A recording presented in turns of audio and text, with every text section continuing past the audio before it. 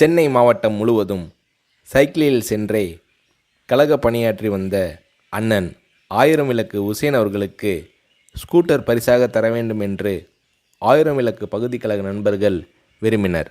அந்த பகுதியின் பிரதிநிதியும் மாவட்ட பிரதிநிதியுமான தளபதி மு.க.ஸ்டாலின் அவர்களும் விரும்பினார். எனவே இந்த நிதிக்குழுவிற்கு தளபதியை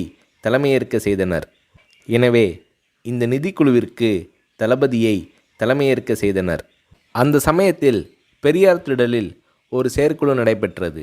அந்த செயற்குழுவிற்கு வருகை தந்தவர்களின் நன்கொடை ரசீதுகளை தானே கொண்டு போய் கொடுத்து வசூல் செய்தார் தளபதி. இப்படி பல்வேறு கழக நண்பர்களிடம் வசூல் செய்து ஆயிரம் விளக்கு பகுதி கழகத்தின் சார்பில் தலைவர் கலைஞர் அவர்களிடம் நிதி வழங்கப்பட்டது. தளபதி மு.க.ஸ்டாலின் அவர்கள் முயற்சியால் பகுதி செயலாளர் எஸ்.ஏ.எம். உசேன் அவர்களுக்கு கழகத் தலைவர் கலைஞர் அவர்கள் ஸ்கூட்டர் ஒன்றை பரிசாக அளித்து அதன் சாவியை உசேன் அவர்களிடம் ஒப்படைத்து உரையாற்றினார்.